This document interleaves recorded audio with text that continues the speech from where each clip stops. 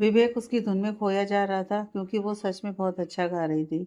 वो चांदनी के गाने में इतना खो गया था कि उसे पता ही नहीं चला कि वो पूल के कितने करीब आ गया था। इन सबसे अनजान चांदनी उसे तो विवेक के आने की भनक भी नहीं लगी। कुछ देर में जब गाना खत्म हुआ तो उसने अपनी आंखें खोली और सामने खड़े विवेक को देखा, जो शायद पूल में बस गिरने ही वाला था। चांदनी ने उसे आवाज दी, वहां से हटिए, आप पूल में गिर जाएंगे। चांदनी की बात पर विवेक को होश आया और वो गिरता उससे पहले ही चांदनी ने भागकर उसका हाथ पकड़ना चाहा, लेकिन उसके हाथ में सिर्फ विवेक का फोन लगा और विवेक तब तक पूल में गिर चुका था।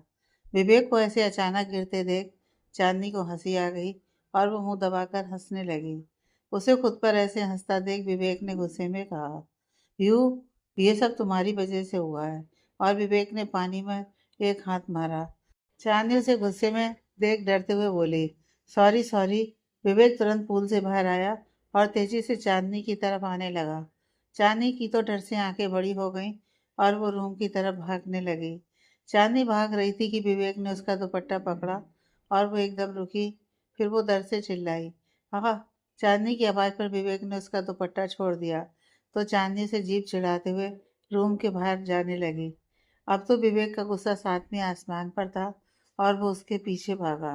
You can't run away from me. Chandni room से बाहर पहुंच पाती कि उससे पहले विवेक फौरन उसके पास आया और उसे कमर से पकड़ लिया। अगले ही पल विवेक ने चांदनी को अपनी तरफ पलटा और उसके दोनों हाथों को उसकी कमर के पीछे बांध दिए। विवेक की इस हरकत से चांदनी एकदम चौंक गई और एक नज़र उसे देखा तो विवेक उसकी तरफ थोड़ा झुकते हुए बोला, अब हंसी नहीं आ रही? क्योंकि वो दोनों इतने करीब थे।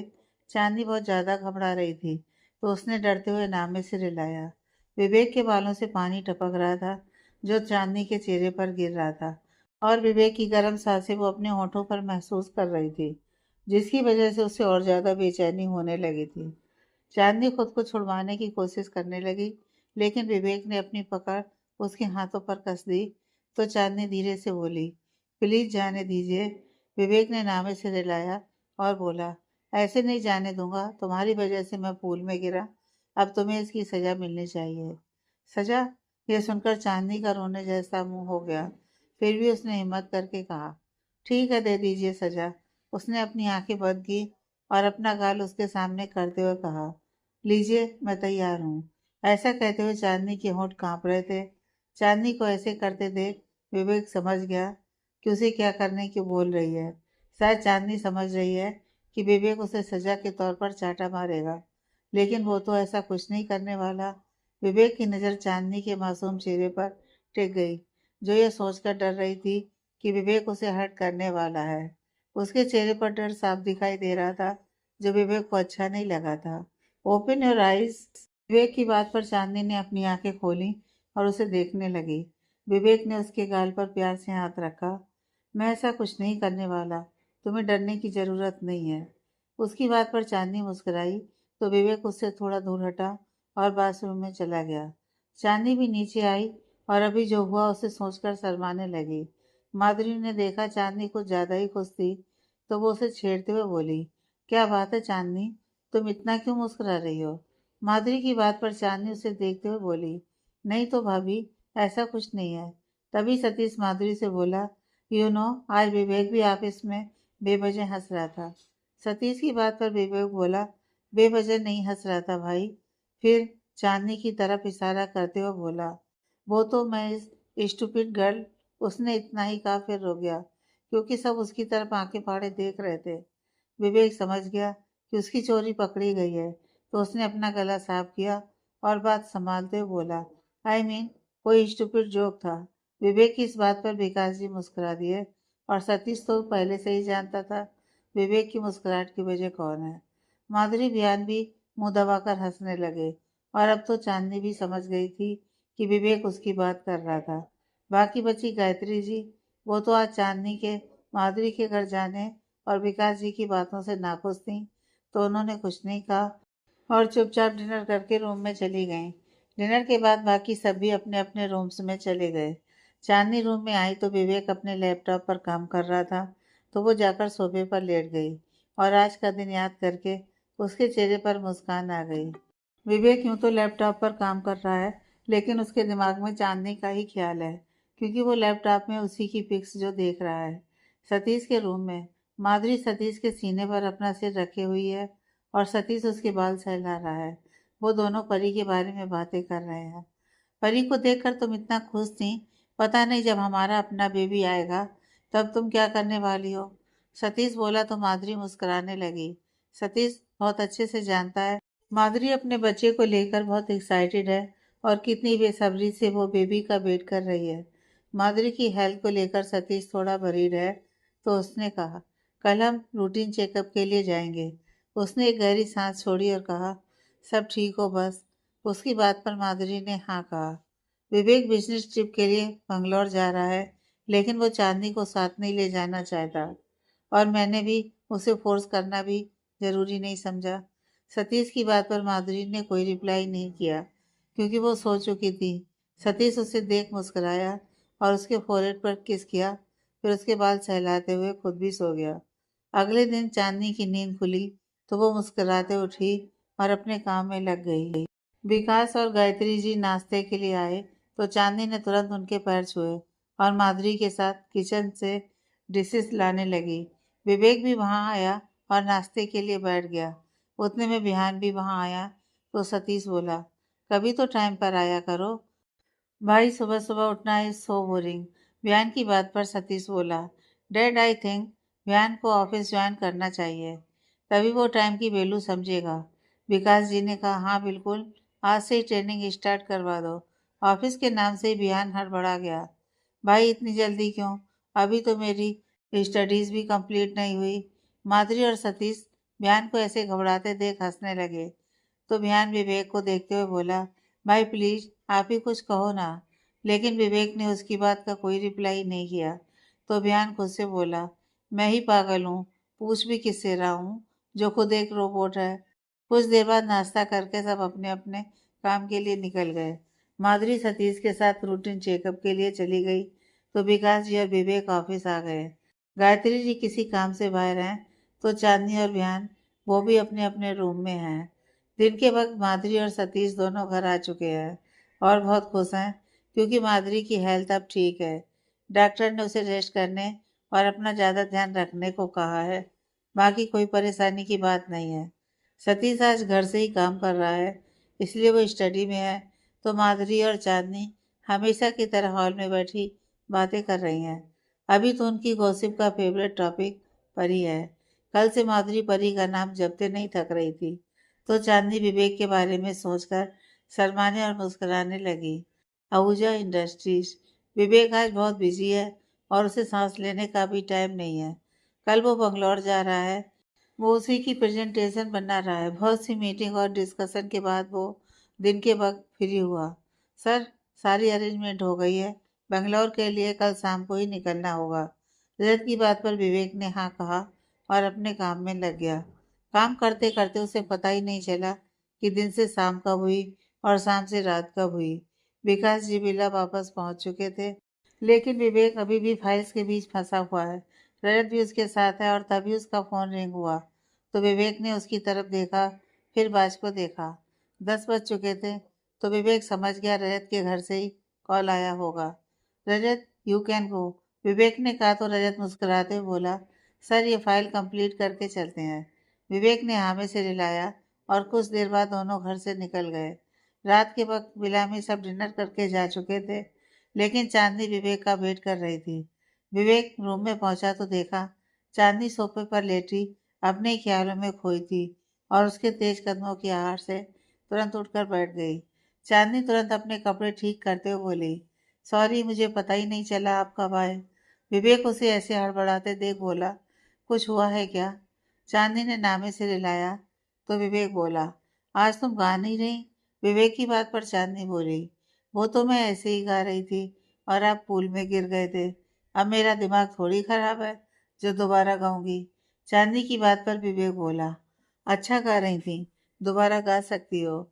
ये सुनकर चांदनी हल्का सा मुस्कुराई और बोली, आप फ्रेश हो जाइए, मैं खाना लगाती हूँ। इतना बोलकर चांदनी तुरंत नीचे चली गई तो विवेक भी फ्रेश होके डिनर के लिए आ गया। डिनर के बाद चांदनी रूम में आई तो विवेक सोफे पर हाथ बांधे बैठा था। चांदनी उसकी बगल में बैठ गई। विवेक ने उसे एक बॉक्स पकड़ाया और कहा, ये तुम्हारे लिए है। उसकी बात पर चांदनी सवालिया नजरों से उसे देखने लगी। इसमें क्या है? वो तुम खुद देख लो, विवेक ने कहा। तो चांदनी ने वो बॉक्स ओपन किया और उसमें एक मोबाइल था। क्या ये मेरे लिए है? चांदनी ने चहकते हुए कहा। तो विवेक मुस्कुराते हुए बोला, हाँ तुम्हारे लिए। थैंक यू, चांदनी ने खुशी से कहा। और विवेक एकटक उसे देख रहा था, जो बहुत खुश थी। फिर विवेक ने कुछ ऐसा कहा कि चांदनी की हंसी गायब हो गई। क्या? चांदनी की बात पर विवेक बोला, हाँ कल मैं बंगलौर जा रहा हूँ। सतीश को जिस बिजनेस ट्रिप पर जाना था, विकास जी के कहने पर अब विवेक वहाँ जाने वाला है। लेकिन मतलब अचानक कल? चांदनी ने अटकते हुए कहा। तो विवेक ने उसे समझाते हुए आराम से कहा, हे रिलैक्स, बस कुछ दिनों की ही तो बात है। चांदनी ने एक नज़र उसे देखा और हाँ में सिर हिलाया, लेकिन उसके चेहरे से साफ पता लग रहा था कि वो इस बात से कितनी हैरान है। चांदनी ने फोन साइड में रखा और कहा, मुझे नींद आ रही है, आप वहाँ चले जाइए। उसने बेड की तरफ इशारा करते हुए कहा। तो विवेक उठकर चला गया। तो चांदनी भी चुपचाप सोफे पर लेट गई। विवेक के जाने की बात से वो बहुत उदास हो गई है, जो वो भी महसूस कर रहा है। और वो ये बात पहले से जान रहा था, लेकिन वो उसे अपने साथ नहीं ले जा सकता। पहली बात तो वो बिजनेस ट्रिप पर जा रहा है। दूसरी बात, वहाँ ऑफिस स्टाफ और बाकी सब भी उसके बारे में पूछेंगे तो वो क्या कहेगा, क्योंकि सबको पता है उसकी शादी नैना से होने वाली है। और विवेक भी तो यही चाहता है। जहाँ विकास जी चांदनी को आहूजा परिवार की बहू बता रहे हैं, वहीं विवेक अपने रिश्ते को सबसे छुपा रहा है। अगले दिन चांदनी उठी तो विवेक को रूम में न देखकर वो घबरा गई। फिर उसने देखा बालकनी का डोर ओपन है, तो उसने राहत की सांस ली, ये सोचकर कि विवेक अभी घर पर ही है। वो जल्दी से उठकर रेडी हुई, फिर नीचे किचन में चली गई और जल्दी से जूस का गिलास लेकर विवेक के पास आई तो देखा एक सर्वेंट पहले से ही जूस लेकर जिम के बाहर खड़ा था। विवेक ने सर्वेंट को हाथ से जाने का इशारा किया और चांदनी का लाया जूस का गिलास उठाया तो चांदनी मुस्कुराने लगी। फिर वो वहां से चली गई। डाइनिंग टेबल पर नाश्ता के लिए सब आ गए हैं, तो विकास जी ने कहा, विवेक बेटा सब तैयारी हो गई? उनकी बात पर विवेक ने कहा, यस डैड। तो गायत्री जी ने पूछा, किसकी तैयारी? तो सतीश बोला, विवेक आज सेमिनार के लिए बंगलौर जा रहा है। चांदनी को यह बात पता थी, लेकिन माधुरी शॉक्ड होकर बोली, अकेले? मेरा मतलब देवर जी आप चांदनी को अपने साथ नहीं ले जा रहे? माधुरी की बात पर चांदनी एक पल के लिए खुश हो गई, लेकिन अगले ही पल विवेक ने कहा, भाभी ये कोई हॉलीडे नहीं है, मैं वहाँ काम से जा रहा हूँ। विवेक फिर बोला, वैसे भी मैं मीटिंग्स में बिजी रहूँगा, ये अकेले वहाँ क्या करेगी? इससे तो अच्छा है वो यहीं रहे। यह बोलकर विवेक ने चांदनी की तरफ देखा, जो उसे ही देख रही थी। चांदनी ने अपनी नजरें नीची की और अपना काम करने लगी। विवेक के लिए उसका काम कितना इम्पोर्टेंट है, ये बात वो अच्छे से जानती है। और अब तो उसे साथ ना ले जाने के बारे में विवेक ने साफ कह भी दिया, तो ये सब जानकर वो और ज़्यादा उदास हो गई है। नाश्ते के बाद सब ऑफिस चले गए और चांदनी माधुरी के साथ हॉल में है। माधुरी समझ रही है कि चांदनी विवेक के जाने से उदास है, तो वो उसे समझाते हुए बोली, मेरी भोली देवरानी, तुम इतना क्यों उदास हो? देवर जी जल्दी आ जाएंगे। चांदनी हल्का सा मुस्कुराई और अपने कमरे में चली गई। तो माधुरी भी रूम में आ गई। शाम के वक्त विवेक ऑफिस से जल्दी आया, क्योंकि उसे पैकिंग भी करनी है। वो रूम में आया तो देखा चांदनी बालकनी में झूले पर बैठी थी, तो वो बिना कुछ कहे क्लोजेट में जाकर अपना सामान पैक करने लगा। किसी हार से चांदनी तुरंत रूम में आई तो सामने विवेक दिखा, जो अपना कुछ सामान पैक कर रहा था। चांदनी एक नज़र उसे देख नीचे चली गई, फिर कुछ देर बाद कॉफ़ी लेकर आई। विवेक को कॉफ़ी पकड़ाते हुए वो हिचकते हुए बोली, आप वो मतलब कब तक आएंगे? 10 दिन, विवेक ने कहा। तो चांदनी चौंकते हुए बोली, क्या 10 दिन? इतने दिन आपका ध्यान कौन रखेगा? चांदनी की बात पर विवेक ने अपनी आईब्रो जोड़ते हुए उसे देखा तो वो बोली, मतलब आपके लिए कॉफी कौन लाएगा? फिर आप जिम में होंगे तो जूस। चांदनी की बात पर विवेक ने कहा, रजत है वो सब कर लेगा, तुम फिक्र मत करो। अब चांदनी ज्यादा बेचैन होकर बोली, लेकिन आप इतने दिन बाहर रहेंगे तो ये सब पौधे भी तो अकेले हो जाएंगे। उसने बालकनी में लगे प्लांट्स की तरफ इशारा करते हुए कहा। विवेक मुस्कुराया और बोला, प्लांट्स के साथ तुम हो, उसके जवाब में चांदनी ने कुछ भी नहीं कहा। विवेक उसके थोड़ा करीब आया और उसके गाल को छूते हुए बोला, तुम रहोगी ना उनके साथ? चांदनी बस विवेक की आंखों में झांक रही थी कि मानो उसे जाने से रोकना चाहती हो, लेकिन वो कुछ कर भी नहीं सकती थी। तो उसने बस हाँ कहा और वहां से चली गई। कुछ देर बाद विवेक जाने के लिए रेडी है कि रजत वहां आया और बोला, सर लेट्स गो। विवेक सबसे मिला और सब मुस्कुराते हुए उसके सामने आए, लेकिन सिर्फ चांदनी ही है जो सबके पीछे सिर झुकाए खड़ी है। जैसे ही विवेक ने बाहर जाने के लिए कदम बढ़ाया कि वो रुका और चांदनी के पास आ गया। विवेक ने एक नज़र चांदनी को देखा, जो बहुत बेचैन दिख रही थी, और वो उसके दिल का हाल अच्छे से समझ रहा था, क्योंकि यही हाल उसका भी है।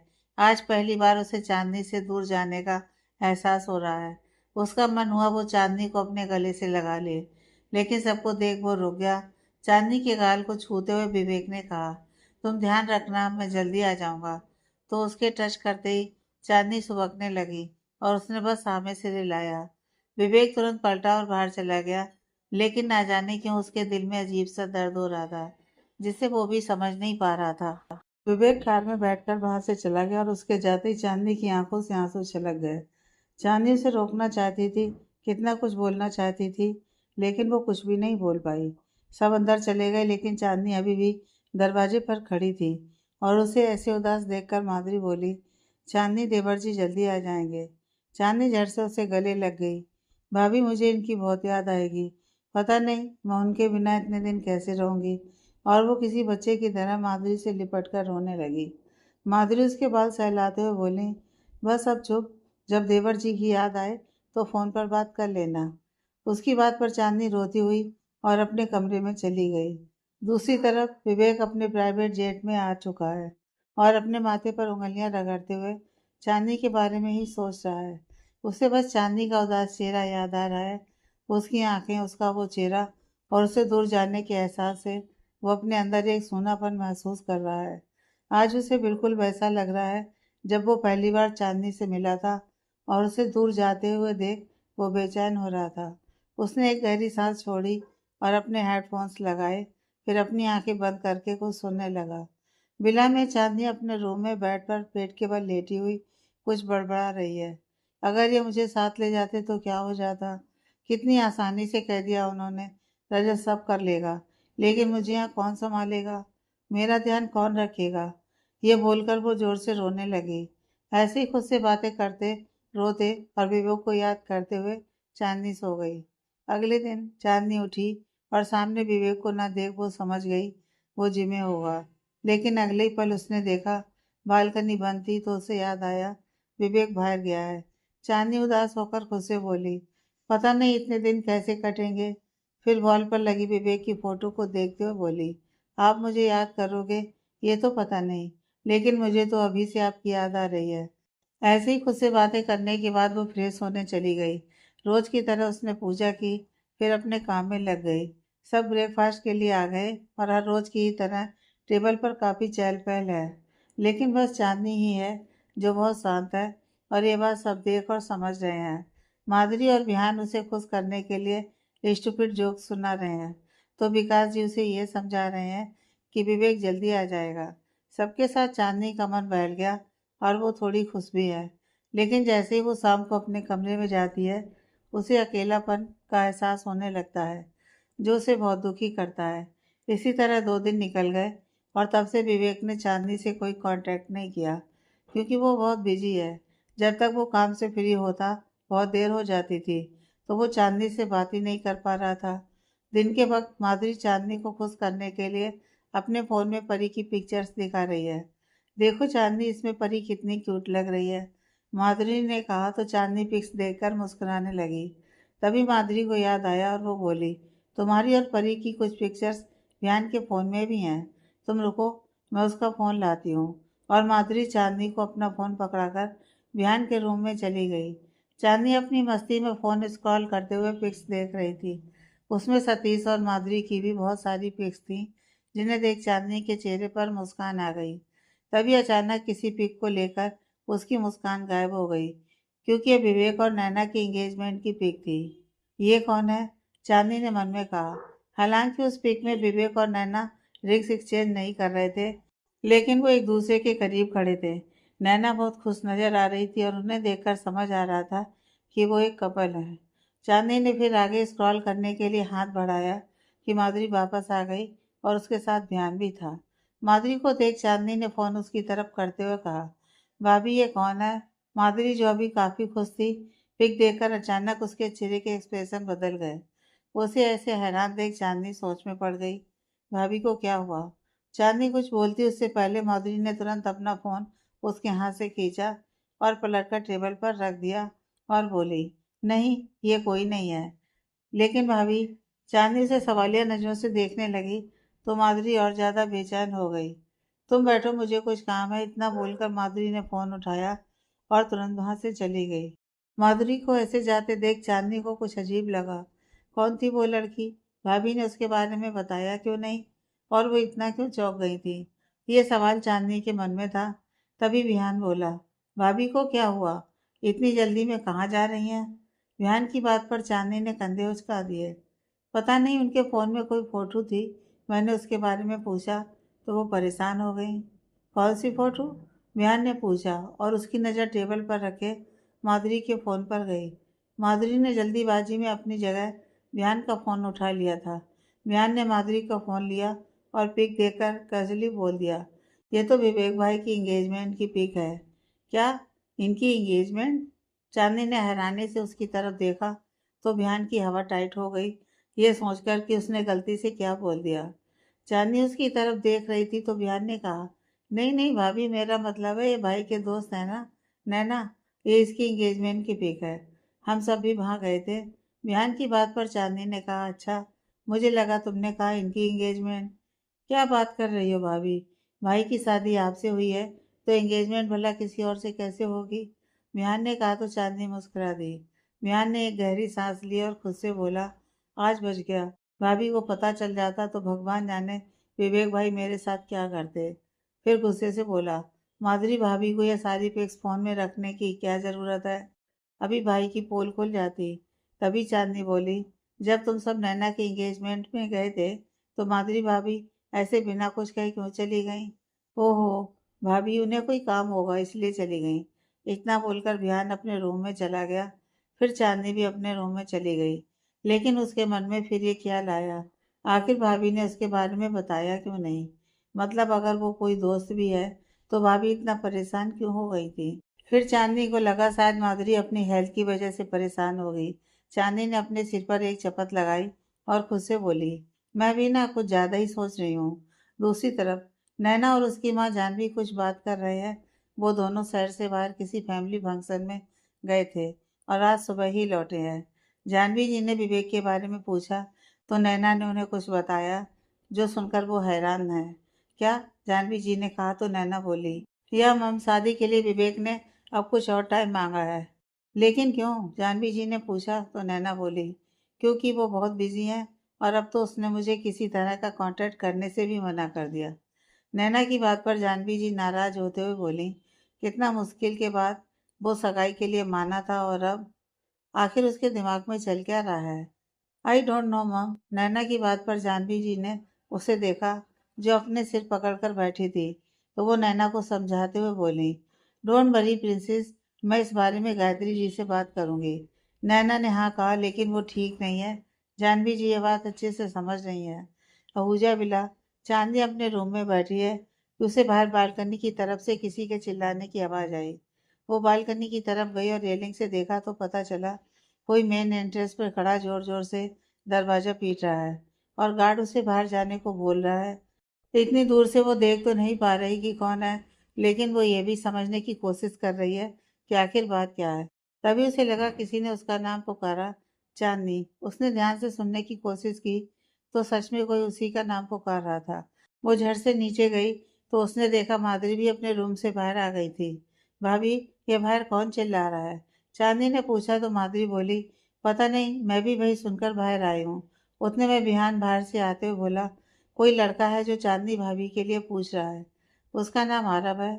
आरव? चांदनी ने कहा और बिना किसी से कुछ कहे पागलों की तरह भागते हुए बाहर आ गई। माधुरी हैरानी से बोली, अब इसे क्या हुआ? ये आरव कौन है? बिहान ने अपने कंधे उचका दिए तो माधुरी बोली, लेकिन वो इतना शोर क्यों मचा रहा था? विहान ने कहा, क्योंकि गार्ड ने उसे अंदर आने से मना कर दिया था। तो माधुरी सवालिया तरीके से बोली, ऐसा क्यों? भाई का ऑर्डर है, भाभी को पूछता हुआ कोई भी आए तो विला में उसकी नो एंट्री। विहान की इस बात पर माधुरी बहुत हैरान थी और नामे से रिलाते हुए बोली, देवर जी भी ना क्या करते हैं वो ही जाने। माधुरी की बात पर विहान ने हाँ कहा। इधर चांदनी बाहर पहुंची और आरब को अपने सामने देखकर बहुत भावुक हो गई। उसने गार्ड को डोर ओपन करने को कहा, लेकिन गार्ड ने ऐसा नहीं किया। सॉरी मैम, लेकिन विवेक सर का ऑर्डर है, आपको पूछता हुआ कोई भी आए तो उसे अंदर ना आने दिया जाए। यह बोलकर गार्ड दूर जाकर खड़ा हो गया। गार्ड की बात सुनकर चांदनी को बहुत बुरा लगा तो आरब को बहुत गुस्सा आया। लेकिन उन दोनों को पता नहीं है कि विवेक सिर्फ चौहान फैमिली को यहाँ आने से रोकना चाहता है। उसे तो चांदनी के मामा जी या फिर आरब के बारे में कुछ पता ही नहीं है। चांदनी और आरब ऐसे ही डोर पर खड़े होकर एक दूसरे को देखने लगे। दोनों एक दूसरे से मिलकर खुश थे, लेकिन दोनों की आंखें नम थीं। भाई तुम यहाँ? चांदनी ने पूछा तो आरब बोला, मैं कब से तुम्हारे बारे में पता कर रहा हूँ। तुम्हारे चाचा के घर भी गया था, लेकिन उन्होंने कुछ भी नहीं बताया। फिर वहीं पड़ोस में किसी ने बताया तुम्हारी शादी यहाँ हुई है, तो मैं तुम्हें देखने यहाँ आ गया। चांदनी उसके ऐसा बोलने पर रोने लगी तो आरब उसके गाल पर हाथ रखते हुए बोला, तुम ठीक हो? चांदनी ने हाँ में सिर हिलाया तो आरब नम आंखों से उसे देखते हुए बोला, मुझे तुम्हारी कितनी फिक्र हो रही थी। तुम्हारी शादी के दिन भी बात नहीं कर पाया था, लेकिन तुम्हारी शादी राजीव से होने वाली थी, फिर यहाँ कैसे? आरब के सवाल पर चांदनी कहती भी क्या, उसे खुद पता नहीं था कि उस दिन उसके साथ क्या होने वाला था। भाई सब कुछ इतना अचानक हुआ, मुझे कुछ समझ ही नहीं आया। चांदनी ने कहा तो आरब बोला, यहाँ तुम खुश तो हो? चांदनी ने हाँ कहा तो आरब मुस्कुराते हुए बोला, बस तुम्हें देखने का मन था तो मैं यहाँ चला आया, अब मुझे चलना चाहिए। आरब ने ऐसा कहा तो चांदनी नामे से रिलाते हुए बोली, नहीं भाई, कुछ देर रुको ना, ये लोग मुझे अंदर नहीं आने देंगे। आरब ने गार्ड की तरफ इशारा करते हुए कहा।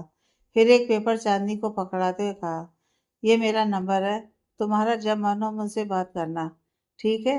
चांदनी ने रोते हुए हामी से रिलाया तो आरब वहां से चला गया और चांदनी उसे तब तक देखती रही जब तक कि वो उसकी नजरों से ओझल नहीं हो गया। वो रोती हुई वापस आई तो माधुरी और बिहान उसी का इंतजार कर रहे थे। वो चांदनी से आरब के बारे में कुछ पूछते कि चांदनी नम आंखों से बोली, भाभी, गार्ड ने उसे अंदर भी नहीं आने दिया। चांदनी की बात सुनकर माधुरी को विवेक पर गुस्सा तो आया, लेकिन फिर भी चांदनी की हालत देखकर उसने समझाते हुए कहा, चांदनी, देवर जी ने कुछ सोचकर ऐसा किया होगा। लेकिन चांदनी बिना कुछ कहे चुपचाप वहां से अपने रूम में चली गई। अब ये किसी को मुझसे मिलने भी नहीं देना चाहते हैं क्या? मेरा भाई कितनी मुश्किल से मुझे ढूंढते हुए यहाँ आया था और ऐसे ही चला गया। मैं उससे ठीक से बात भी नहीं कर पाई। चांदनी ने खुद से कहा और रोने लगी। चांदनी विवेक के जाने से पहले से ही बहुत उदास थी और अब आरब को देख उसका मन और दुखी हो गया। सबसे ज्यादा इस बात से कि उसे घर के अंदर नहीं आने दिया गया। और चांदनी का आज का दिन भी ऐसे ही थोड़े आंसू और विवेक की याद में निकल गया। अगले दिन शाम के वक्त विकास और गायत्री जी किसी गैदरिंग के लिए फ्रेंड्स के साथ डिनर पर जा रहे हैं और सतीश भी उनके साथ है। माधुरी की हेल्थ का ध्यान रखते हुए सतीश ने उसे वहां जाने से मना किया है और चांदनी को दुखी देख माधुरी खुद उसे छोड़कर कहीं नहीं जाना चाहती। इसलिए माधुरी, चांदनी और विहान तीनों घर पर ही हैं। कुछ देर के बाद वो सब किसी होटल पहुंचे जहाँ गायत्री, विकास जी के कुछ कॉमन फ्रेंड्स भी मौजूद थे। सभी मुस्कुराते हुए एक दूसरे से मिल रहे हैं, आपस में बातें कर रहे हैं तो कुछ ड्रिंक्स एंजॉय कर रहे हैं।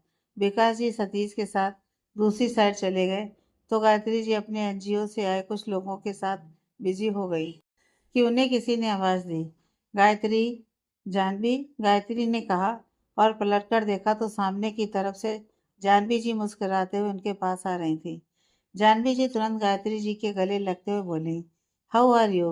गायत्री जी थोड़ी हैरानी से लेकिन मुस्कुराते हुए बोली, मैं अच्छी हूँ, तुम यहाँ? हाँ। गायत्री जी इसलिए हैरान भी हैं क्योंकि उन्हें नहीं पता विवेक ने चांदनी और अपनी शादी के बारे में अब तक उन्हें कुछ बताया है कि नहीं। जानवी जी मुस्कुराई और बोली, हाँ, हम सब कुछ दिनों से किसी फैमिली फंक्शन के लिए बाहर थे, कल ही लौटे हैं। जानवी जी की बात पर गायत्री जी ने उन्हें बैठने का इशारा किया और दोनों वहीं सोफे पर बैठ गईं।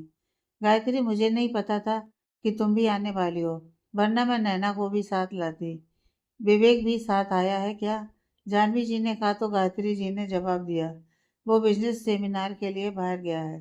बिजी मैन, जानवी ने भी कहा तो गायत्री जी मुस्कुराते हुए बोली, नैना कैसी है?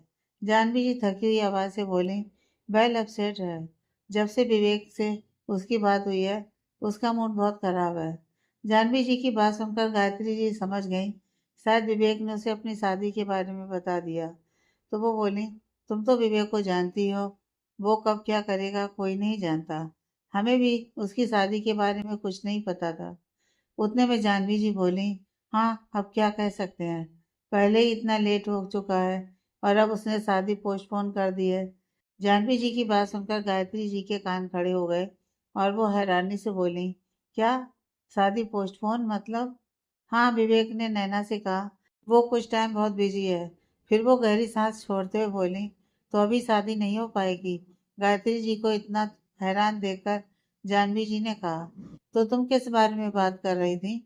जानवी जी की बात सुनकर गायत्री जी, जो बहुत ज्यादा चौंक गई थी, वो अपने सेंस में वापस आई और वो थोड़ा हिचकिचाते हुए बोली, नहीं नहीं, मेरे दिमाग में कुछ और था। फिर थोड़ा रुक कर बोली, लेकिन विवेक ने तो हमें ऐसा कुछ भी नहीं बताया। हाँ, बहुत दिन पहले विवेक और नैना मिले थे और उनकी बात हुई थी। पहले तो वो शादी के लिए एग्री नहीं था और अब पता नहीं और कितना टाइम चाहिए उसे।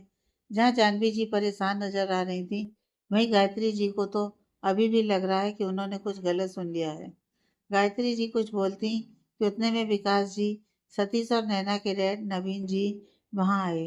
नैना के डैड बिजनेस के लिए अक्सर शहर से बाहर ही रहते हैं, इसलिए उन्हें नैना और विवेक या फिर शादी से रिलेटेड ज़्यादा कुछ पता नहीं है। जानवी जी ने विकास जी को भी हेलो कहा और सभी साथ में बैठ गए। विकास जी और सतीश जानवी को देखकर थोड़ा हैरान जरूर थे, लेकिन जब जानवी जी ने शादी से जुड़ी कोई बात नहीं की तो उन्हें लगा सब ठीक है, क्योंकि विकास जी ने विवेक से कहा था कि वो नैना से बात करे और जानवी गायत्री जी को हंसते हुए बात करते देख वो समझ गए कि विवेक ने सब संभाल लिया है। एक पल के लिए उनके मन में आया जरूर कि इतनी आसानी से सब मान कैसे गए। फिर भी वो खुश हैं कि अब परेशानी वाली बात कोई नहीं है। कुछ देर बाद सबने डिनर किया और डिनर के बाद विकास, गायत्री जी और सतीश तीनों विला के लिए निकल गए। तो जानवी नवीन जी अपने घर के लिए, लेकिन गायत्री जी के मन में विवेक को लेकर अभी भी कई सवाल है। आहूजा विला, सब विला आए और अपने रूम में चले गए। सतीश अपने रूम में आया और देखा चांदनी माधुरी से लिपट कर सोई थी और बिहान पैर फैलाकर सोफे पर लेटा था। उन सबको ऐसे सोया देखकर सतीश मुस्कुराए और माधुरी के पास आकर उसके फोरहेड पर किस करके वहां से जा ही रहा था कि उसने देखा बिहान सोफे से पलटते हुए गिरने ही वाला था। तो वो तुरंत उसके पास आया और उसे संभाल लिया। सतीश ने बिहान को जगाना चाहा, लेकिन वो इतनी गहरी नींद में था कि उठा ही नहीं। सतीश उसे गोद में उठाकर उसके रूम में ले गया और खुद भी वहीं सो गया। इधर विकास और गायत्री जी भी फ्रेश होने के बाद बेड पर आए, लेकिन एक बात विकास जी काफी देर से महसूस कर रहे हैं कि गायत्री जी बहुत देर से शांत है, मानो किसी बात से परेशान है। विकास जी ने पूछा, कोई बात है क्या?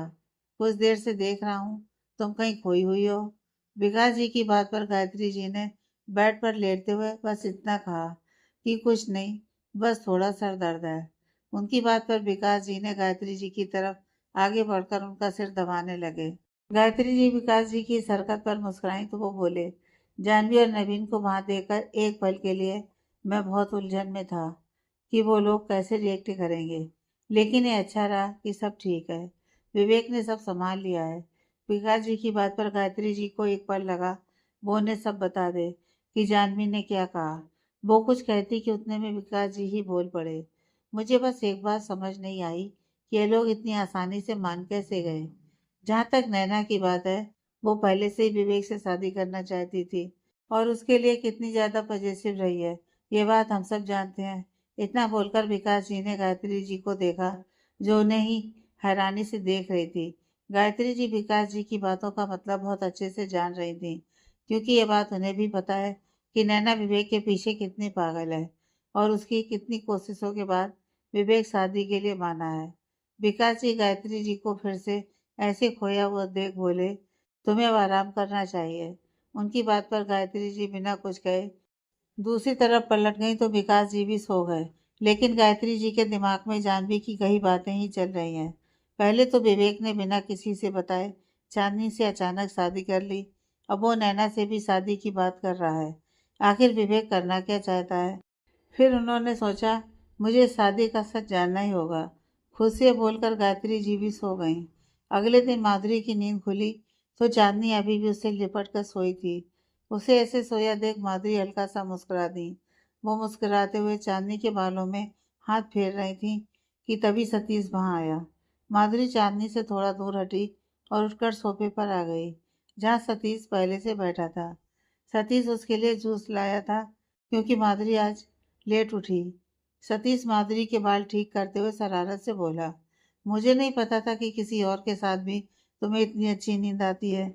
सतीश की बात सुनकर माधुरी के कान खड़े हो गए और वो गुस्से से बोली, क्या मतलब है आपका? बस यही कि रोज तो तुम जल्दी उठती हो, आज किसी के साथ हो तो वक्त का पता ही नहीं चला। सतीश की बात सुनकर माधुरी उसकी गोद में बैठ गई और अपने हाथ सतीश के गले में डालते हुए बोली, क्यों, आपको जलन हो रही है? सतीश ने तुरंत उसकी कमर पर अपने हाथ कस दिए और अपनी तरफ खींचते हुए बोला, हाँ थोड़ी सी। माधुरी मुस्कुराई और सतीश के गाल पर किस करके बोली, अब इसकी आदत डाल लीजिए, कुछ टाइम बाद जब ये आ जाएगा तो यही होने वाला है। फिर मत कहना कि मैंने बताया नहीं, उसने अपने पेट की तरफ इशारा करते हुए कहा। सतीश मुस्कुराया तो माधुरी बोली, चांदनी थोड़ी उदास थी, इसलिए मैंने उसे यहाँ रुकने के लिए कहा था। माधुरी की बात पर सतीश बोला, और मेरा क्या? मेरा उदास चेहरा नहीं दिखता? यह बोलकर सतीश उसकी तरफ झुकने लगा कि माधुरी बोली, क्या कर रही है? चांदनी यही है। सतीश रोने जैसा मुंह बनाते हुए बोला, नो गुड नाइट किस एंड मॉर्निंग किस भी नहीं।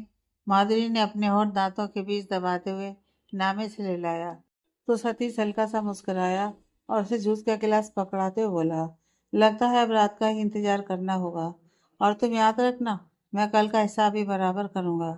उसकी बात पर माधुरी शर्माने लगी। फिर कुछ देर में सतीश बाहर चला गया। इधर चांदनी जो बेड में मस्ती से सोई हुई थी, वो कुछ देर बाद उठी और फिर उसने अपने आसपास देखा। वो समझने की कोशिश ही कर रही थी कि वो कहाँ है कि उतने में माधुरी बाथरूम से बाहर आई और चांदनी को देखकर बोली, गुड मॉर्निंग। गुड मॉर्निंग भाभी, चांदनी ने कहा। फिर चांदनी की नज़र बाल पर लगी घड़ी पर गई। क्या, 8 बज गए? भाभी मैं कितना लेट तक सोई रह गई? चांदनी ने कहा तो माधुरी उसे छेड़ कर बोली, हाँ भाई, मैं भी सोच रही थी कि देवर जी होते तब तो तुम बहुत जल्दी उठती हो। चांदनी को उसकी आवाज़ समझ तो नहीं आई, लेकिन उसने कहा, हाँ भाभी, सच में जब से ये गए हैं मेरी आदत खराब हो गई है। माधुरी उसे चिढ़ाते हुए बोली, कहीं ऐसा तो नहीं देवर जी ही तुम्हें परेशान करके सुबह सुबह उठा देते थे? चांदनी ने नासमझी से कहा, नहीं भाभी, वो भला मुझे क्यों परेशान करेंगे? क्यों, देवर जी तुम्हें सताते नहीं है? माधुरी ने शरारत से कहा। तो चांदनी बचकाने तरीके से बोली, नहीं तो, मैं तो आराम से सोफे पर सोई रहती हूँ, लेकिन ये मुझे बिल्कुल भी नहीं सताते, ना मुझे कभी नींद से जगाते हैं।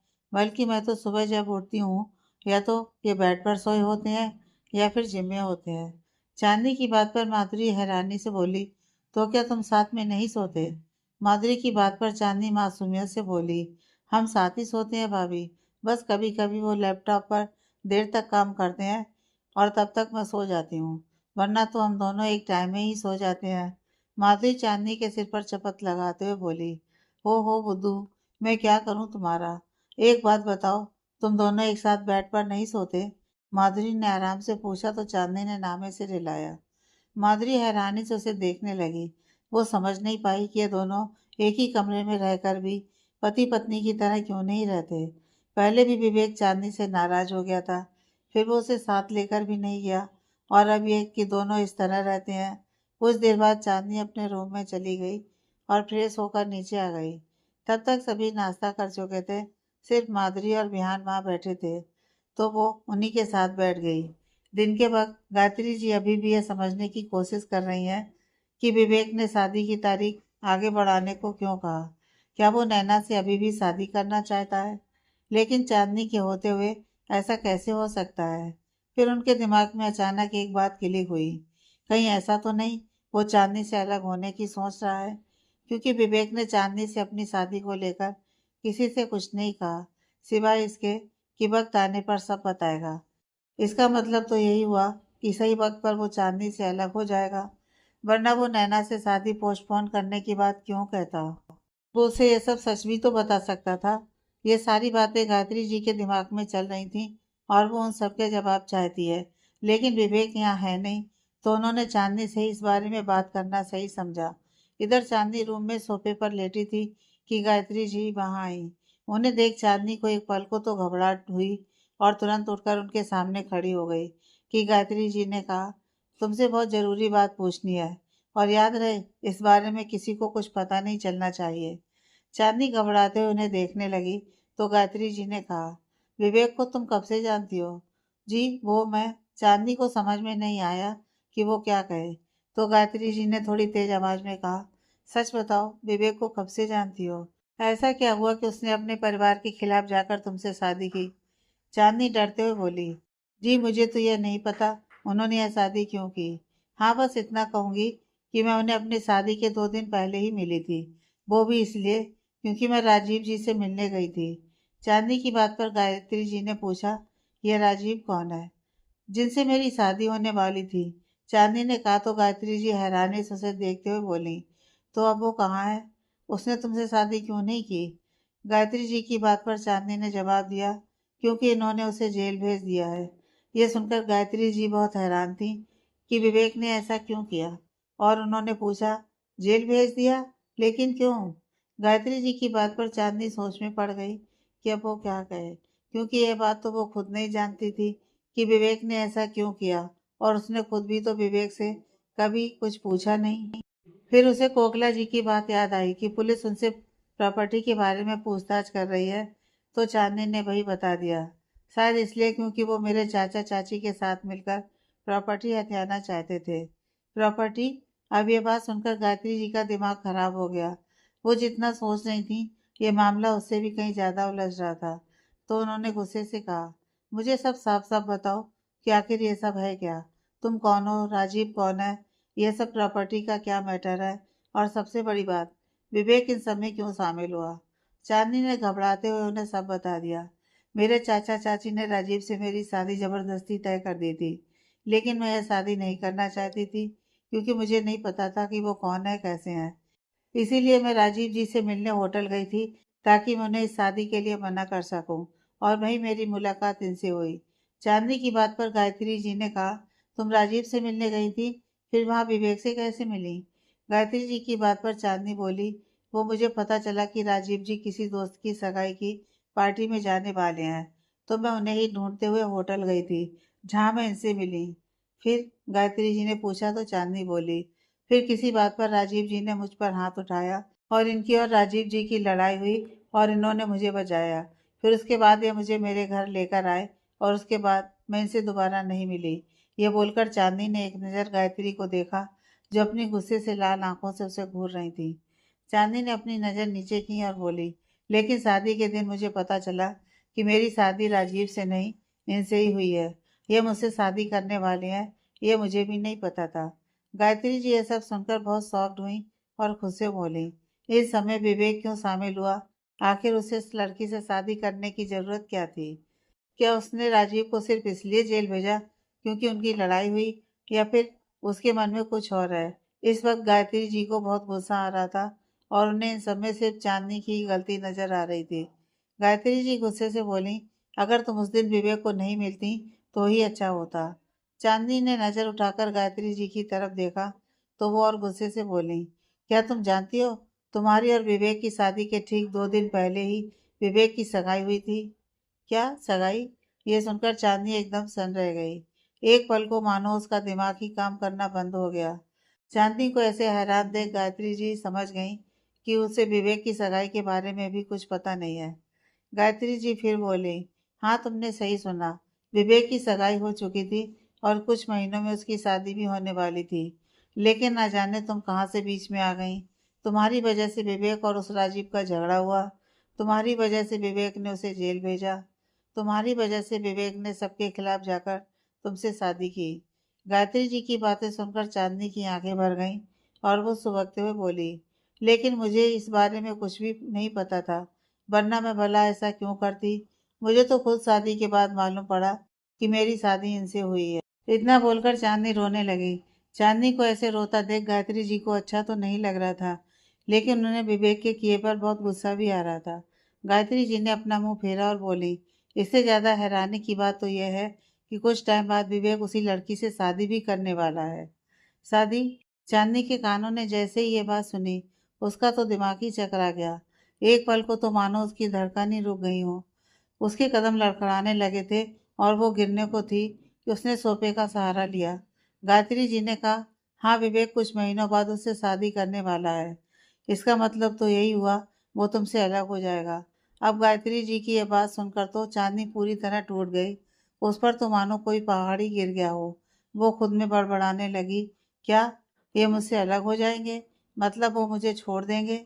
नहीं नहीं, ऐसा नहीं हो सकता। उन्होंने तो खुद ये शादी की है, अब वो मेरे साथ ऐसा नहीं कर सकते।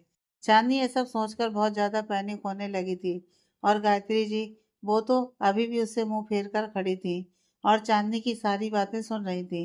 गायत्री जी ने अपनी सख्त आवाज से कहा, मैंने पहले भी कहा था विवेक के लिए मेरी पसंद तुम नहीं हो, और अब ये तय हो चुका है कि विवेक भी यही चाहता है। इसलिए बेहतर यही होगा कि तुम अपने और विवेक के इस रिश्ते से कोई उम्मीद ना रखो। फिर गायत्री जी वार्निंग देते हुए बोली, और एक बात याद रहे, हमारी क्या बात हुई है, गलती से भी ये बात बाहर नहीं जानी चाहिए। खासकर विवेक के डैड को इस बात की भनक भी नहीं होनी चाहिए। इतना बोलकर वो रूम से बाहर चली गई। चांदनी को तो होश ही नहीं था, एकदम अचानक उसके साथ क्या हो गया, और वो खुद में बड़बड़ा रही है, नहीं नहीं मम को कोई गलत फहमी हुई है, वो मेरे साथ ऐसा नहीं कर सकते। फिर चांदनी ने एक पल सोचा, अगर ऐसा हुआ तो अगर ऐसा हुआ तो मैं क्या करूंगी, कहाँ जाऊंगी? नहीं, मैं इनसे अलग होकर नहीं रह पाऊंगी। चांदनी ये सब सोचकर बहुत ही ज्यादा घबरा रही थी और घबराहट के कारण उसके हाथ पैर फूलने लगे। अचानक उसकी आंखों के सामने अंधेरा छाया और वो धम से वहीं जमीन पर गिर गई। गायत्री जी अपने रूम में आ गईं और अब वो जान चुकी हैं कि कैसे विवेक और चांदनी की शादी हुई, लेकिन कुछ सवाल अभी भी उनके मन में है, जिनके जवाब विवेक ही दे सकता है। इधर चांदनी अभी भी बेहोश पड़ी थी कि माधुरी ने किसी सर्वेंट को उसके कमरे में भेजा, क्योंकि काफी देर से चांदनी ना माधुरी के कमरे में आई थी और ना तो वो बाहर हॉल में थी। जब से विवेक गया है चांदनी माधुरी के साथ ही ज्यादा टाइम बिताती थी। सर्वेंट जैसे ही चांदनी को बुलाने कमरे में पहुंचा और सामने का नजारा देख उसकी आंखें फैल गईं। चांदनी जमीन पर बेसुध पड़ी थी। वो घबराते हुए झट से माधुरी के पास वापस आया और बोला, पता नहीं मैम को क्या हो गया है, वो जमीन पर लेटी हुई है। माधुरी भागती हुई रूम में आ गई और चांदनी को ऐसे जमीन पर पड़ा देख घबराते हुए उसके पास आई। वो थोड़ा मुश्किल से ही, लेकिन अपने घुटनों पर बैठकर उसके गाल पर मारते हुए उसे उठाने लगी, लेकिन चांदनी बेहोश थी। उसे ऐसे देख माधुरी ने सर्वेंट को कहा, जल्दी किसी को हेल्प के लिए बुलाओ। तो सर्वेंट तुरंत बिहान को बुला के लाया। बिहान चांदनी को देख चौंकते हुए बोला, भाभी को क्या हुआ? माधुरी कुछ बोलती कि उतने में गायत्री जी भी घर में ही हो रहे शोर को सुनते हुए वहां आई और उन्हें देख माधुरी रोते हुए बोली, देखो ना मम, इसे हो क्या गया है? माधुरी को ऐसे पैनिक होते देख एक पल को गायत्री जी भी घबरा गई थी, क्योंकि उसकी हालत के बारे में वो भी अच्छी तरह से जानती थी। उन्होंने पहले तो ध्यान से कहा तो उसने चांदनी को उठाकर बेड पर लिटा दिया। फिर गायत्री जी ने माधुरी को आराम से उठाया तो वो जाकर चांदनी के पास गई और उसके मुंह पर पानी के छींटे मारने लगी, लेकिन चांदनी ने अपनी आंखें नहीं खोली। गायत्री जी ने बिहान को डॉक्टर को बुलाने को कहा तो वो वहां से चला गया। चांदनी की हालत देख गायत्री जी समझ रही हैं कि चांदनी को सच जानकर बहुत धक्का लगा है और अब उन्हें अपने बिहेवियर के लिए बुरा भी लग रहा है। शायद मैं चांदनी के साथ कुछ ज्यादा ही सख्ती से पेश आई और मेरी वजह से इसकी ये हालत हो गई, गायत्री जी ने खुद से कहा। फिर सामने माधुरी को देखा जो बहुत घबराई हुई है। माधुरी शांत हो जाओ, गायत्री जी ने समझाते हुए कहा। तो माधुरी बोली, कैसे शांत हो जाऊं मम, देखो इस मासूम की हालत। जब से देवर जी गए हैं ये बहुत उदास हो गई है। एक तो देवर जी अकेले चले गए और तब से एक बार बात करना भी जरूरी नहीं समझा, और वो चांदनी को नम आंखों से देखने लगी। गायत्री जी ने इस बात का कोई जवाब नहीं दिया, बस माधुरी और बेड पर बेजान पड़ी चांदनी को देखने लगी। कुछ देर में डॉक्टर भी आ गए और उन्होंने बताया चांदनी घबराहट और कमजोरी की वजह से बेहोश हो गई है। बाकी परेशानी वाली बात कोई नहीं है। यह सुनकर माधुरी ने राहत की सांस ली। करीब 2 घंटे बाद चांदनी ने धीरे धीरे अपनी पलकें झपकाते हुए आंखें खोली और सामने देखा तो माधुरी और भियान उसके पास बैठे थे। माधुरी उसके गाल पर धीरे से मारते हुए बोली, ऐसे भला कौन करता है? पता है मैं कितना डर गई थी। भियान माधुरी को ऐसा करते देख बोला, एक तो भाभी की हेल्थ ठीक नहीं है, ऊपर से आप हो कि उन्हें ही डांट रही हो। माधुरी ने चांदनी को संभालते हुए उठाया और तुरंत उसे पानी का गिलास पकड़ाया। चांदनी ने एक सांस में पानी पूरा पी लिया तो माधुरी ने आराम से पूछा, अब तबीयत कैसी है? उसकी बात पर चांदनी ने जवाब दिया, मैं ठीक हूँ भाभी। कुछ देर में सर्वेंट भी खाना लेकर रूम में आया और प्लेट वहीं टेबल के पास रख दी। माधुरी प्लेट से खाना लेकर चांदनी को खिलाने लगी तो चांदनी थकी हुई आवाज में बोली, मुझे भूख नहीं है भाभी। कैसे भूख नहीं है? पता है डॉक्टर ने क्या कहा? अगर ऐसे बीमार रहोगी तो देवर जी हम पर नाराज होंगे कि हमने तुम्हारा ध्यान नहीं रखा। माधुरी ये सब थोड़ा मजाक के टोन में बोल रही थी ताकि चांदनी खुश हो जाए, लेकिन उसे कहाँ पता है उसी के देवर जी की वजह से चांदनी की हालत है। माधुरी के बार बार कहने पर चांदनी ने थोड़ा सा खाना खा लिया। फिर बिहान ने उसे दवाई दी। उतने में गायत्री जी भी रूम में आई और उन्हें देख चांदनी को सब याद आ गया कि कुछ देर पहले उसकी और गायत्री जी की क्या बात हुई थी। गायत्री जी ने चांदनी की तबीयत के बारे में पूछा और माधुरी और बिहान को बाहर जाने को कहा ताकि चांदनी आराम कर सके। गायत्री जी की बात पर बिहान तुरंत उठकर वहां से चला गया, लेकिन माधुरी अभी भी वहीं बैठी थी। गायत्री जी ने उसे समझाया, माधुरी अब तुम्हें भी आराम करना चाहिए, अपनी हेल्थ का ध्यान रखना है, पता है ना? माधुरी ने हमें से हिलाया और चांदनी के गाल पर हाथ रखते हुए बोली, तुम आराम करो ठीक है। चांदनी हल्का सा मुस्कुराई तो माधुरी भी अपने रूम में चली गई। गायत्री जी भी वहां से जाते हुए बोली, अपना ध्यान रखो और याद रहे हमारी क्या बात हुई थी। आप फिक्र मत कीजिए, मैं ये बात किसी को पता नहीं चलने दूंगी। चांदनी की बात पर गायत्री जी ने एक नज़र उसे देखा फिर और वहां से चली गई। गायत्री जी के जाते ही चांदनी अपने चेहरे को अपने हाथों में छुपाकर रोने लगी। आज उस पर तो जैसे कि पहाड़ी गिर पड़ा है। विवेक के बारे में सोचकर उसे अपनी किस्मत पर और ज्यादा रोना आ रहा है, क्योंकि उसने कभी सपने में भी नहीं सोचा था कि उसके साथ ऐसा करेगा। अब उसके दिमाग में पिछले कुछ समय की सब बातें किसी फिल्म की तरह चलने लगी। कैसे वो विवेक से मिली, फिर राजीव से लड़ाई और फिर कैसे उसकी शादी हुई। उसे विवेक के साथ बिताए पल भी याद आने लगे और उसके चेहरे पर हल्की सी ही सही लेकिन मुस्कान आ गई थी। फिर अगले ही पल गायत्री जी की बातें याद आते ही वो इस वक्त में वापस आ गई। उसकी मुस्कान गायब हो चुकी थी और उसकी आंखें नम हो गईं। चांदनी रोते हुए बोली, सच में मैं नहीं होती तो ही अच्छा होता। आखिर क्यों गई थी मैं होटल उस दिन? नहीं जाती तो इनसे नहीं मिलती और ना ये सब होता।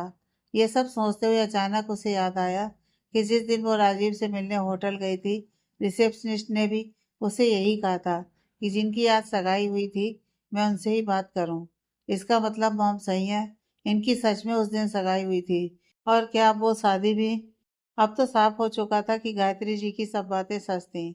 इसका मतलब चाची ने भी सही कहा था, उन्होंने भी ये शादी सिर्फ प्रॉपर्टी के लिए ही की है। क्या इसलिए उन्होंने मुझे उस दिन बचाया था ताकि अपना काम निकाल सकें? चांदनी ये बात खुद से बोलकर जोर से रोने लगी। चांदनी ऐसे ही रोते रोते कब सो गई उसे पता ही नहीं चला। कुछ देर में जब माधुरी उसके कमरे में आई तो उसे सोया देख वो समझ गई कि दवाई की वजह से चांदनी सो गई होगी, तो वो बिना उसे डिस्टर्ब किए वहां से चली गई। डिनर के वक्त चांदनी अभी भी सोई थी तो किसी ने उसे परेशान नहीं किया। माधुरी ने सर्वेंट के हाथ फ्रूट्स और जूस उसी के रूम में रखवा दिए ताकि जब भी चांदनी उठे तो वो कुछ खा सके। दूसरी तरफ विवेक को बंगलौर आए आज 4-5 दिन हो गए हैं और तब से उसे बिल्कुल भी फुर्सत नहीं है। सतीश या फिर विकास जी से तो फिर भी उसकी बिजनेस रिलेटेड बात हो जाती थी, लेकिन चांदनी से अब तक उसकी कोई बात ही नहीं हुई है। लेकिन ना जाने क्यों आज विवेक थोड़ा बेचैन है। उसके मन में बार बार चांदनी का ही ख्याल आ रहा है। उसे आज कुछ अजीब सा एहसास हो रहा है, जैसे वो ठीक नहीं है और ये बात वो महसूस कर पा रहा है। विवेक ने खुद से कहा, मैं तो काम में बिजी हूँ, बात नहीं कर पाया। लेकिन वो तो बात कर सकती थी, उसने मुझे तब से एक बार भी फोन नहीं किया। यही सोचकर उसने अपना फोन उठाया और तुरंत चांदनी को फोन लगाया। इधर चांदनी जिसे अपना कोई होश नहीं है, उसे पता ही नहीं कब से उसका फ़ोन रिंग हो रहा था। जिस दिन से विवेक ने बताया वो जा रहा है, तब से उसने फ़ोन को हाथ भी नहीं लगाया था। बहुत देर तक फ़ोन रिंग होता रहा, लेकिन चांदनी ने पिक नहीं किया। तो विवेक ने टाइम देखा, रात के 1 बज गए थे। तो उसने सोचा शायद चांदनी सो रही होगी। इधर चांदनी को थोड़ा होश आया, तो न जाने क्यों उसे लगा कि उसका फ़ोन रिंग हुआ था। वो तुरंत उठकर अपना फ़ोन ढूंढने लगी और काफ़ी देर यहाँ वहाँ देखने के बाद उसे कपबोर्ड में वो फ़ोन रखा मिला। लेकिन तब तक फ़ोन बंद हो चुका था। अपने फ़ोन को देखते हुए चांदनी गुस्से से बोली, क्या फ़ायदा है इस फ़ोन का, जब आपको मुझसे बात ही नहीं करनी थी। यह बोलकर चांदनी ने गुस्से से फ़ोन बेड पर फेंका और ज़ोर से रोने लगी। तभी उसका फ़ोन रिंग हुआ और स्क्रीन पर आते नाम को देखकर चांदनी की धड़कनें बढ़ गईं। क्योंकि ये विवेक का ही कॉल था। चांदनी ने अपने कांपते हाथों से फ़ोन उठाया और धीरे से कहा, हेलो। चांदनी की आवाज़ सुनकर विवेक ने अपनी आंखें बंद कर लीं, क्योंकि उसकी धड़कनें बढ़ गई थीं। जब बहुत देर तक चांदनी ने फ़ोन नहीं उठाया था, तो विवेक को लगा कि वो सो गई, लेकिन न जाने क्यों उसने एक बार फिर कॉल किया। विवेक ने खुद को शांत किया और उसका नाम पुकारा, चांदनी। विवेक के मुंह से अपना नाम सुनकर चांदनी ने फ़ोन को हाथ से कवर किया और मुंह दबाकर सुबकने लगी। जब चांदनी ने बहुत देर तक कुछ नहीं कहा, तो विवेक ने फिर चांदनी को आवाज़ दी। तो चांदनी थोड़ा शांत हुई और बोली, हाँ, कैसी हो? विवेक ने पूछा तो चांदनी अपने आंसू पोंछते हुए बोली, मैं अच्छी हूँ, आप कैसे हो? मैं भी ठीक ही हूँ, तुम सोई नहीं अब तक? विवेक की बात पर चांदनी ने कहा, वो मुझे नींद नहीं आ रही थी, तो पहले फ़ोन क्यों नहीं उठाया? अब विवेक की इस बात पर चांदनी उसे क्या ही बताती कि उसे खुद का कोई होश नहीं था। उसे तो यह भी नहीं पता था कि उसका फ़ोन आखिर रखा कहाँ पर था। वो मैं, वो फ़ोन। चांदनी को ऐसा कहते देख विवेक बोला, तुम ठीक हो? विवेक की बात पर चांदनी फिर थोड़ा भावुक हो गई, लेकिन अगले ही पल वो बोली, हाँ, मुझे क्या होगा, लेकिन तुम्हारी आवाज़ से लगा। चांदनी विवेक की बात काटते हुए धीरे से बोली, क्या लगा आपको? पता नहीं, आज मुझे बहुत बेचैनी सी हो रही थी, जैसे जैसे तुम ठीक नहीं हो। ऐसा लगा मानो तुम। विवेक के शब्द लड़खड़ा रहे थे, मानो वो अपनी फीलिंग्स बता ही नहीं रहा था कि उसे चांदनी को लेकर कितनी घबराहट हो रही थी। सच बताना, कुछ हुआ है क्या? वहाँ सब ठीक तो है ना? विवेक की बात पर चांदनी की आंखों से आंसू बह गए और उसने अपना मुंह हाथ से कवर कर लिया। चांदनी का दिल आज बहुत दुख रहा था और वो उसे बताना चाहती है कि वो ठीक नहीं है। उसके मन में कितना कुछ चल रहा है, पर वो उसे क्या बताए। फिर चांदनी बेड से टिक कर बैठ गई और धीरे से बोली, सब ठीक है, आप फिक्र मत कीजिए। चांदनी की बात पर विवेक ने हाँ कहा, तो चांदनी बोली, आपने खाना खाया? हाँ, और तुमने? विवेक ने कहा तो चांदनी ने भी हाँ कहा और बोली, बहुत देर हो गई है, आप थक भी गए होंगे, तो अब सो जाइए। लेकिन मुझे नींद नहीं आ रही है, मुझे बस तुमसे बात करनी है। विवेक ने अपनी उंगलियां माथे पर रगड़ते हुए कहा। उसकी बात पर चांदनी की आंख से फिर एक आंसू छलक गया और वो हिचकते हुए बोली, हाँ बोलिए। विवेक ने कहा, तुमने तब से एक बार भी फोन नहीं किया, क्या तुम्हें मेरी याद? फिर एक पल रुककर बोला, मेरा मतलब मुझसे बात करना याद नहीं रहा? तो चांदनी बोली, आपने भी तो मुझसे बात नहीं की। ये बात सुनकर विवेक एक पल को खामोश हो गया। तो चांदनी को लगा कहीं विवेक को उसकी बात बुरी ना लग गई हो, तो वो बोली, वो मैंने सोचा आप बिजी होंगे, फिर ये भी लगा कहीं आप नाराज ना हो जाएं, तो तुम मुझे मना लेना। विवेक की बात पर चांदनी रोने लगी, जो विवेक ने भी सुन लिया। हे, क्या हुआ? विवेक ने कहा तो चांदनी ने जल्दी से अपने आंसू पोंछे और खुद को शांत करते हुए कहा, नहीं, कुछ नहीं। फिर अटकते हुए बोली, आप आप कब तक आएंगे? क्यों, क्या तुम मुझे मिस कर रही हो? विवेक ने पूछा तो चांदनी एक पल को खामोश हो गई। चांदनी को ऐसे खामोश देख विवेक बोला, जल्दी आ जाऊंगा। तो चांदनी ने हाँ कहा। विवेक ने पूछा, घर में सब कैसे हैं? तो चांदनी उसे सबके बारे में बताने लगी। ऐसी ही बातें करते हुए कुछ पल बीत गए और अब चांदनी की पलकें भारी होने लगी थीं। विवेक को तो वैसे भी किसी के बारे में जानना नहीं था, उसे तो बस चांदनी की आवाज़ सुननी थी। कुछ देर बाद जब चांदनी ने कुछ नहीं कहा, तो विवेक समझ गया वो सो चुकी है। उसने अपनी आंखें बंद की और चांदनी की सांसों की आवाज़ सुनने लगा। आगे की कहानी नेक्स्ट पार्ट में।